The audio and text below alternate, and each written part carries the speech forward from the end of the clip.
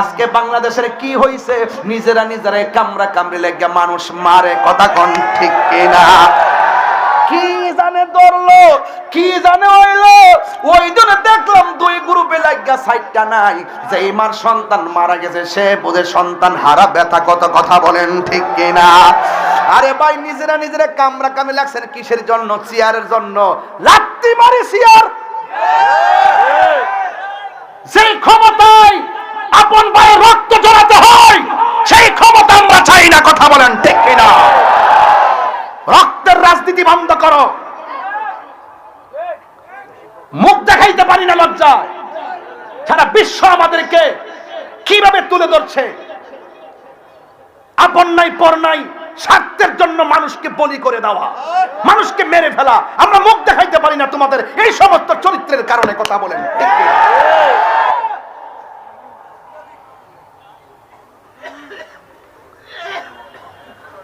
ভাইয়ের আমার, খুব সতর্ক থাকবেন। পারি না শুধু আপনাদের কারণে। আপনারা সুন্নিরা যদি একটা প্ল্যাটফর্ম হইতেন, সব আইসা সুন্নিদের ভাওয়ার মধ্যে ধরে তেল মাখ লইলে আপনারা কোনো না কোনো দিক দিয়ে জানগা। আপনারা যদি এক থাকতেন, 65% মুসলমান সুন্নি এই দেশে। পারি না শুধু আপনাদের কারণে। আপনারা কোনো না কোনো জিলাপি ভাই আর বিস্কুট পাই নাচ মারেন, এগুলো এখন বন্ধ করতে হবে। বুঝেন না কেন বলতেছি? যে দিকে যাবো এক দিকে যাবো, যেখানে যাই, কিন্তু বাইঙ্গা বাইঙ্গা আর যাইতাম না। এবারে বাইঙ্গা বাইঙ্গার দিন শেষ। বাবা শাহজালালের বাংলাদেশ, তুই হাত তুলে বলো ঠিক কিনা বলো। নারে তাকবীর, আল্লাহু আকবার, নারে রিসালাত, ইয়া রাসূলুল্লাহ, আহলে সুন্নাত ওয়াল জামাত, জিন্দাবাদ জিন্দাবাদ, অ্যাকশন অ্যাকশন, ডাইরেক্ট অ্যাকশন, মুনাফিকের বিরুদ্ধে ডাইরেক্ট অ্যাকশন, জঙ্গির বিরুদ্ধে ডাইরেক্ট অ্যাকশন, দিয়েছি তো রক্ত, আরো দেব রক্ত, রক্তের বন্যায় ঝরে পড়ে বন্যায়, তুমি কে আমি কে, সুন্নি সুন্নি, তাইলে হুজুরের ভয় নাই, রাজপথ ছাড়ি নাই, রাজপথ ছাড়ি নাই, তাইলে হুজুরের ভয় নাই, বাংলাদেশের সুন্নি এক হো এক হো। ভাইরা আমার, এই যে মানুষগুলো আজকে আসছেন সব কি সুন্নি না? যদি ডাক দিই চলেন ঢাকা যায়, আপনি বলবেন আমি নাই। এইগুলো বন্ধ করতে হবে। পকেটের টাকা খরচ করে যৌক্তিক দাবি আদায়ের লক্ষ্যে ময়দানে নামতে হবে, ঠিক কিনা বলেন? ওই যে অনেকের দুই হাত তো উঠে নাই, হাত তুলে বলেন ঠিক কিনা বলেন?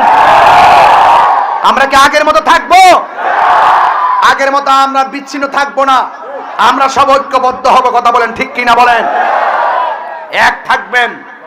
জীবনে কিন্তু মামলা খাই নাই, মামলায় যেহেতু খাইছি তাহলে বুঝতে হবে দিন আসছে। দিন এক তাহিরি গেলে গেও হাজার তাহিরি আসে না নাই? তাহিরি আছে কিনা জানি না, জাহিরি তো আছে। কারা কারা একমত হাত তুলন তো দেখি, আবার দিক লই, মনটা ভরে লই। নারে তাকবীর, নারে রিসালাত, নারে পাক পাঞ্জাতন, আহলুস সুন্নাত ওয়াল জামাত, নারে গাউসিয়া। হাত নামান। কষ্ট হইছে আপনাদের? মাঝে মাঝে দুই চারটা গজল, কটা গজল গেছে? দুইটা। মারহাবা কোন বাবা রে। বাবা, আপনি যদি রাজনীতি পদ নিতে চান, আপনার টাকা আছে কিনা দেখবো, আপনার লোকজন আছে কিনা দেখবে। কিন্তু এক জায়গার সম্পর্ক করতে গেলে টাকা পয়সা লাগে না, শুধু মহব্বত লাগে। এটা হলো রাহমাতুল লিল আলামিন, কথা বলেন ঠিক কিনা বলেন? তা আমরা নবীকে ভালোবাসতে গেলে কি টাকা লাগবে, পয়সা লাগবে, জনগণ লাগবে? যার যার ভালোবাসা ওপেন করে দেন। টাকা নাই, মদিনা যাইতে পারেন না, দেখবেন মদিনাওয়ালা আপনার জলমের ভাঙ্গা করে হাজির হয়ে গেছে। নবী আসার ক্ষমতা আছে না নাই?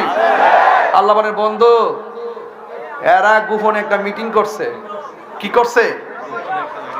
আজকে যে আমি এখানে আইছি, ওই যে নেতা কইতে পারবো কত ঝামেলা গেছে, গেছিনি? কত যে ঝামেলা, তাহিরির ব্যাপারে কত ঝামেলা করে। বাবা এই তাহলে গুছাইলাই, বাবা গুছাইলাই। আর 10 মিনিট সময় দিবেন নি আমারে? 10 মিনিট দিবেন নি ইনশাল্লাহ? 1 ঘন্টা 10 মিনিট হয়ে গেছে, স্টেজে আইছি। মারহাবা জোরে কর। মন হয়েছে 20 মিনিট হয়েছে। প্রেমের সময় কেমনে যায় বোঝা যায় না। তা তাহিরি নতুন কেউ না। আমার সেতাইলে আমি সেতি, আমার ধরলে আমি ধরি, আমার সঙ্গে একটু ভালো ব্যবহার করেন আমি ওকে, কিন্তু নবীর বিরুদ্ধে কথা বলবেন আপনাকে চেনার টাইম আমার নাই। এটা কন্টেনমেন্ট, এটা স্পৃহা। আমার কোনো সম্পদ নাই, নবী আছে। কথা কন ঠিক কিনা? রসুল বলছেন, আল্লাহ বলছেন, বন্ধু ওরা মিটিং করছে উপেনে না গোপনে? কথা কনা গোপনে, উপেনে না গোপনে? তো এই বাবা এই তোমরা এদিকে যাও। আরে কি অনেক মানুষ দেখে না তো, যাও বাবা এদিকে যাও, এদিকে যাও। কি এত বড় মাঠ জায়গা হয় না? এবার তো মনে পিছনে আনছেন মাঠ, হাই স্কুলটা একবার ঘুরাত নিয়ে আসছেন না, একবার শেষ মাথা নিয়ে আসছেন, এরপর অবস্থা এই অবস্থা। আহা, এটা হলো নবীর প্রেমিকদের জোয়ার। এরা যে কাফেররা মিটিং করছে গোপনে না ওপেনে? কাফের কাছে যেটা গোপন, ওপেন কার কাছে? ওয়া মাকারু ওয়া মাকারুল্লাহ।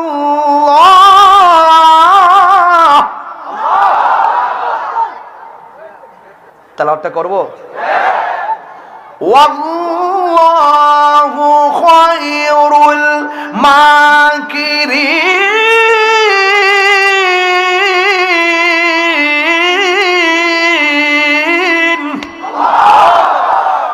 তোরা যতই ষড়যন্ত্র করস, ষড়যন্ত্রের জবাব দিবেন একজন, জোরে কোন তিনি কে? আরো জোরে। উত্তম পরিকল্পনাকারী কে? আল্লাহ ডাক দিকে, বন্ধু ওরা গোপনে মিটিং করছে আপনাকে মারবে। নাউজুবিল্লাহ কোন না কেন? রাসূল বলছেন, আল্লাহ আমার 6টা মর্যাদা দিয়েছে, 6টা মর্যাদা পৃথিবীর কোন নবী রাসূলকে দেয় নাই। এর মধ্যে একটা হলো আমি দুনিয়াতে এসেছি, প্রত্যেক নবীদের জন্য এক একটা এরিয়া ছিল নামাজের, আর আমার জন্য সারা পৃথিবীর মসজিদ, সারা পৃথিবীর জমিনটাকে আল্লাহ আমার জন্য, আমার উম্মতের জন্য মসজিদ বানাই দিচ্ছে। সুবহানাল্লাহ। আরেকটা মর্যাদা হলো আদম নবী বলতে পারবেন আমি শেষ নবী, ইব্রাহিম নবী বলতে পারবেন আমি শেষ নবী, আমি নবী, আনা খাতামুন নবিয়্যিন লা নাবিয়্যা বাদি। আমি নবী হলাম শেষ নবী, আমার পরে আর কোন নবী আসবে না। রাসূল বলেন, আনুসিরতু বিররুবে। আল্লাহ আমার মাঝে এমন একটা ভয় দিবেন, ইচ্ছে করলে কোনো কাফের গোপনে এসে নবীকে মেরে ফেলতে পারবে না, কারণ এই নবীজির কাঁধ মুবারক দিয়ে চোয়াল হয়ে দাঁড়িয়ে যায় তাকে মারার জন্য। এই জন্য রাসূল পাকের সাথে অনেক যুদ্ধে অনেক সাহাবী শহীদ হয়েছে, রাসূল পাককে তারা কিছুই করতে পারে নাই। যদি বলেন না সুবহানাল্লাহ। আর একটা হলো উতিতু বি জাওয়ামিল কালিমে। রাসূল বলছেন, আল্লাহ পাক আমাকে সকল ভাষার বুঝার জ্ঞান দান করেছেন। যদি বলেন সুবহানাল্লাহ। আর বড় করে কোন আল্লাহু আকবার। এবার শুনেন আমি কি বলি। আল্লাহ রাব্বুল আলামিন বলেন, এ বন্ধু ওরা গোপনে ষড়যন্ত্র করেছে, ইয়া রাসূলুল্লাহ, ইয়া হাবিবাল্লাহ, আপনি এখান থেকে মদিনায় চলে যান। জবানটা খুলে কি আল্লাহু আকবার বলা যাবে না?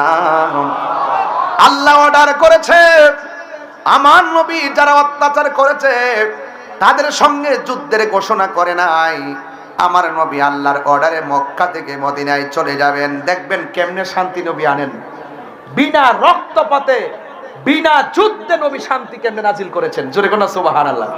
আমরা তো মনে করি যুদ্ধ করে শান্তি আনতে হবে, যুদ্ধ চাই না, শান্তি চাই। কি চাই? শান্তি। দেখছেন না কয়েকদিন আগে এক দৌড় মারছে, ইন্ডিয়া লোকে লেগে যাবো, ইন্ডিয়া লোকে যুদ্ধ লেগে যাবো। যুদ্ধ লাগলে কি শান্তি আইব? যুদ্ধ লাগলে কি শান্তি আসবে? পার্শ্ববর্তী দেশ ভারত, পাকিস্তান, চীন, এদের সঙ্গে যুদ্ধ লাগলে কি আমাদের দেশে শান্তি আসবে? একটা উস্কানি মারছে, আবার বলতেছে কয় আগরতলার সাইজ করার জন্য ব্রাহ্মণবাড়ি যথেষ্ট।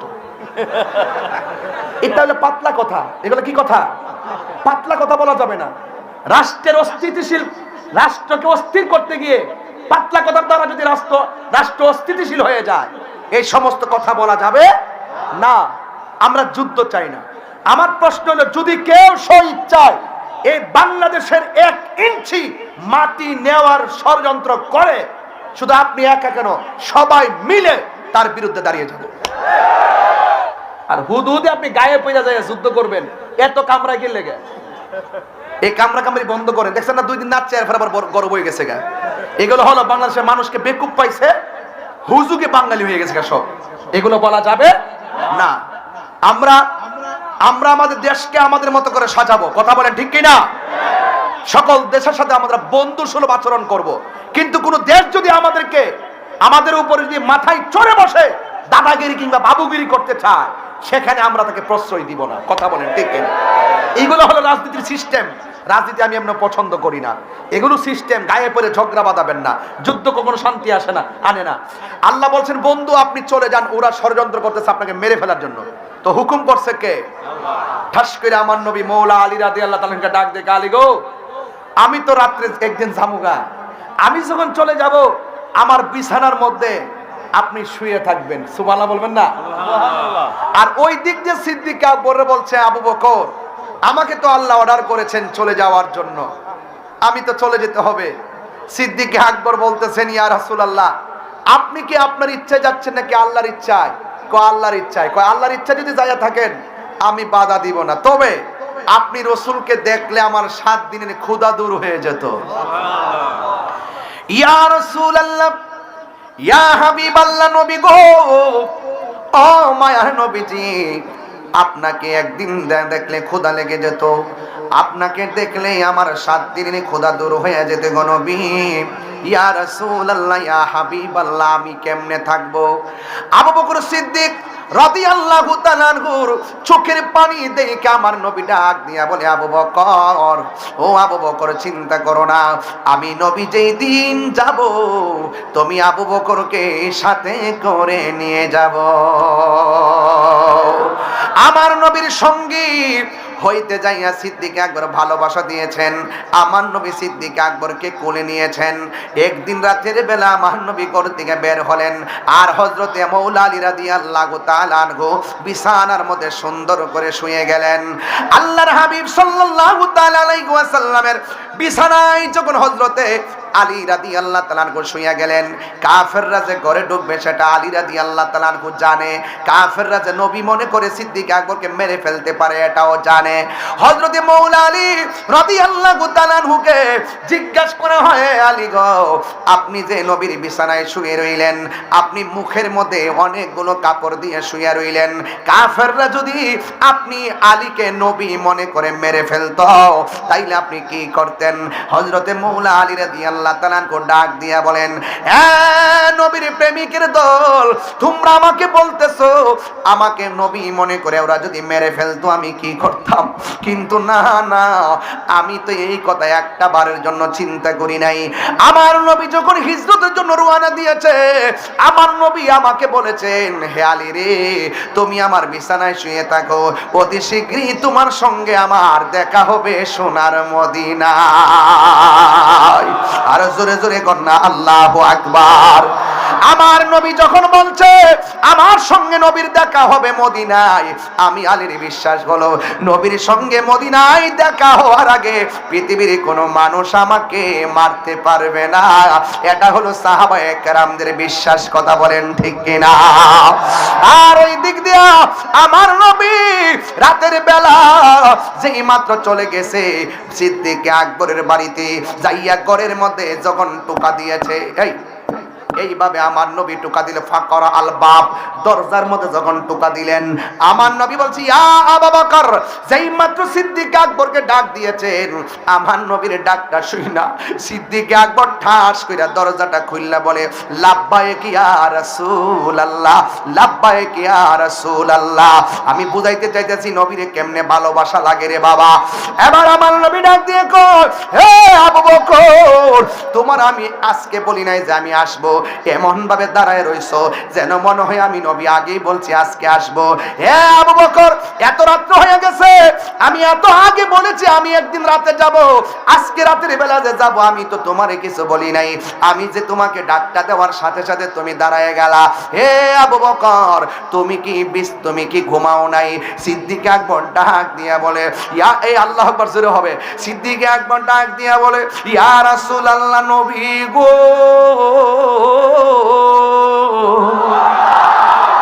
মায়ার আমার নবীজি যেই দিন আপনি আমারে বলছেন মদিনায় আমারে সঙ্গী বানায় নিয়ে যাবেন, সেই দিন থেকে আমি দিনেও ঘুমাই নাই, রাতেও ঘুমাই নাই।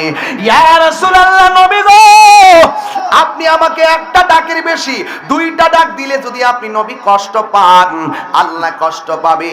এই জন্য আমি একটা সেকেন্ডের জন্য বিছানার মধ্যে পিঠ লাগাই না গো নবী।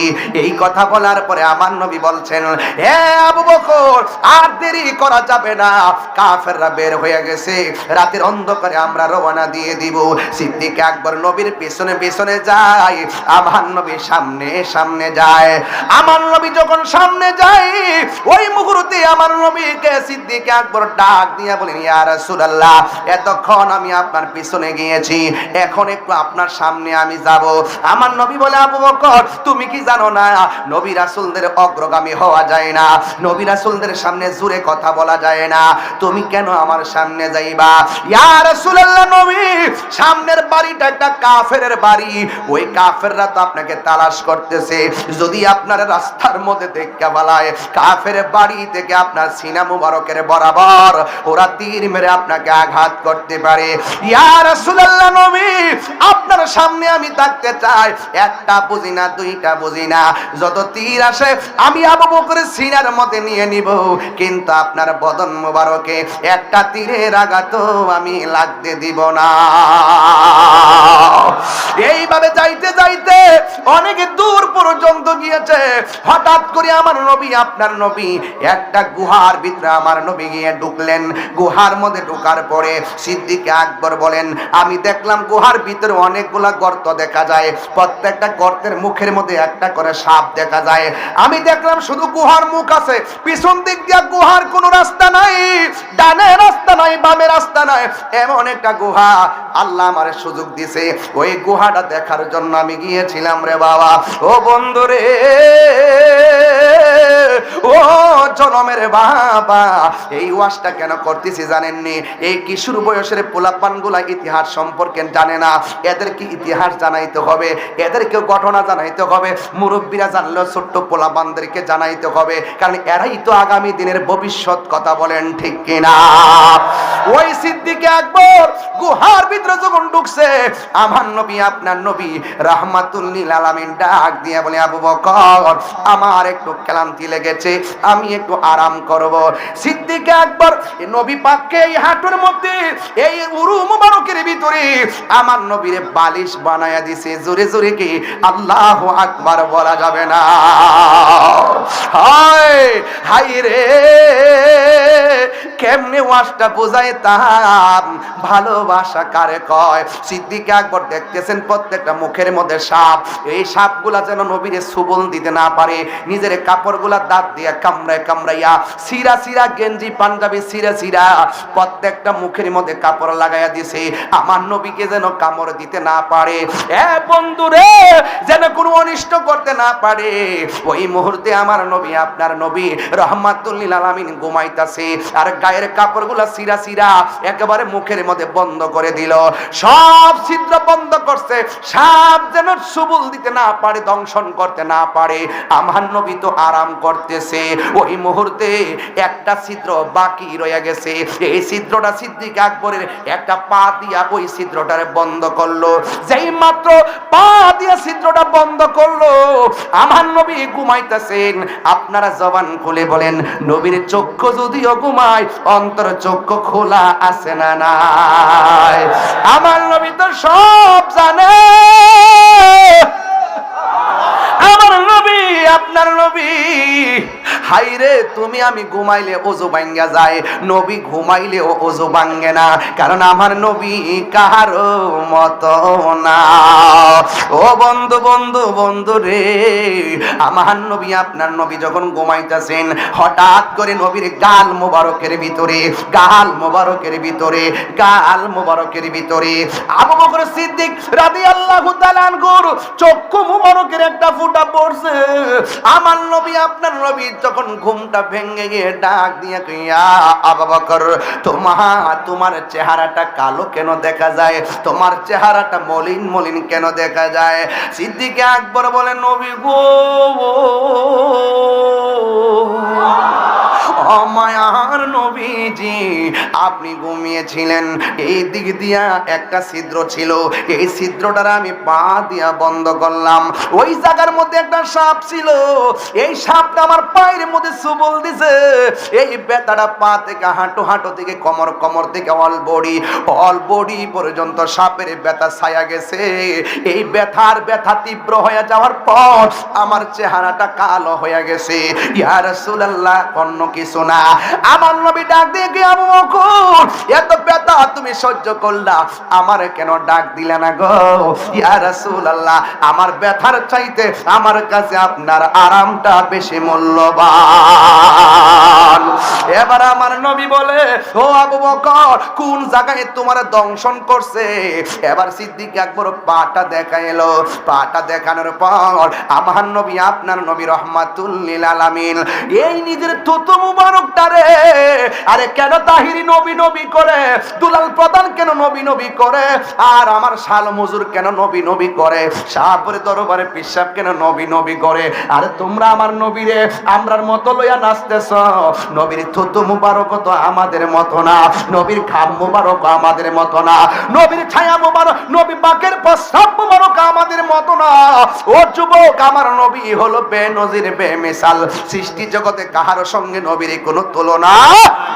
আমার নবী এইভাবে তুতু মুবারক লাগায়া দেওয়ার পরে সিদ্দিক আকবরকে ডাক দিয়ে বলে আবু বকর ব্যথা আসেনি গো? সিদ্দিক আকবর বলে ইয়া রাসূলুল্লাহ আল্লাহর কসম করে বলি আপনি যখন তুতু মুবারকটা লাগাইছেন আমার ব্যথা সেকেন্ডের ভিতরে দূর হয়ে গেছে। এই মুহূর্তে আমার নবীরে ডাক দিয়া কই ইয়া রাসূলুল্লাহ একটা গুহা, একটা মাত্র রাস্তা, ওই দিক দিয়ে তাকায়া দেখেন না কাফেররা আমরার দিকে আসতেছে। আল্লাহু আকবার কোনা খিল লাগে রে। আবু বকরকে সাপে কাইটা ধ্বংস করিল, আঙ্গু নবীর থুতু লাইগা বালা হই গেল। মদিনাওয়ালার দেশত খলি জাগানো মদিনায় রাখি আইতো সাই। আল্লাহু আকবার কোনে গেলেন? সেদিকে যাব না রে বাবা। বিজ্ঞানীদের বিজ্ঞানী আঙ্গো নবীজি। সুবহানাল্লাহ কোনে গেলে রে? আরে বিজ্ঞানীদের বিজ্ঞানী আঙ্গো নবীজি, এমন একজন নূরের নবী টুহাই ভাই বানি। বিজ্ঞানীদের বিজ্ঞানী আঙ্গো নবীজি, বিজ্ঞানীরা রকেট চড়ে চাঁদের দেশে যায়, আঙ্গো নবী রকেট ছাড়া মেরাজ শরীফ যায়। ইয়া রাসূলুল্লাহ তিনবার হবে, তিনবার। আবার বলি ইয়া রাসূলুল্লাহ। এটা কি সাধারণ কথা নাকি? বিজ্ঞানীরা রকেট চড়ে চাঁদের দেশে যায়, আঙ্গো নবী রকেট সারা মেরাজ শরীফ যায়। আরে সেই যুগে কি রকেট বিমান সেদিন ছিল নি? না কইতারে না কোন না। আরে সেই যুগে কি রকেট বিমান সেদিন ছিল নি? বিজ্ঞানীদের বিজ্ঞানী আঙ্গো নবী। এর আমার কইছে আধুনিক রাষ্ট্র গঠনের নবীজির আলোচনা। আধুনিক রাষ্ট্র বানাইছে বিমান, আধুনিক রাষ্ট্র বানাইছে রকেট। যখন রকেট নেই, বিমান নেই, তখন আমার নবীজি আরশে আজিমে গিয়েছে। কথা বলেন ঠিক? আধুনিক বলতে আধুনিক দিয়ে কি করতাম? আমার নবী তো আধুনিকেরও আধুনিক, বিজ্ঞানীরও বিজ্ঞানী, নবীদেরও নবী। সাইয়্যিদুল মুরসালিন আব্দুল বলেন ঠিক কিনা বলো?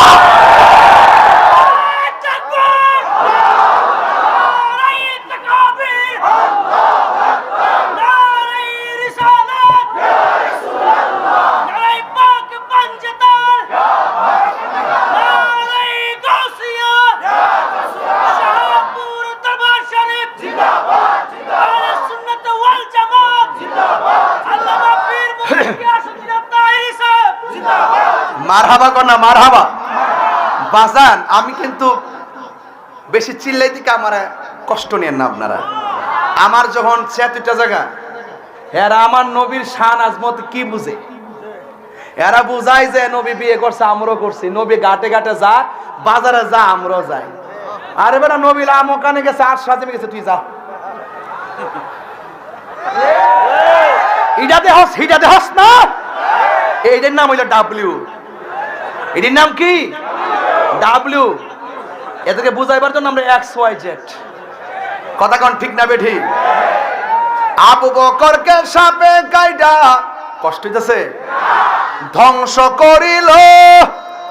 আঙ্গু নবীর থুতু লাইগা বালা হই গেল। সেই যুগে কি উজা বাদ্যা সেদিন ছিল নি। আধুনিক রাষ্ট্র বানায় উজা বাদ্যা ডাইকা না সাপ তুলবার লাগিয়া। আর আমার নবীর থুতু মুবারক লাগিয়ে ভালো যা। যতই আমরা সাজাই না কেন, সবচেয়ে বড় মডেল হলো রাহমাতুল লিল আলামিন। যার আদর্শের সাগরে ডুব দিলে এই দেশ শান্তির দেশ হয়ে যাবে। যার আদর্শে ডুব দিলে এই বাড়ি আদর্শের বাড়ি হয়ে যাবে। যার আদর্শে ডুব দিলে আমার জীবন সোনার জীবন হয়ে যাবে। কথা বলেন ঠিক কিনা? এছাড়া কোনো বিকল্প বাস। আবু বকর কিসে কি ইয়া রাসূলুল্লাহ, ওরা তো আসতেছে। ওরা রাস্তা কটা? কথা কনা। পিছনে রাস্তা ডানে বামে নিচে উপরে সামনে কয়টা?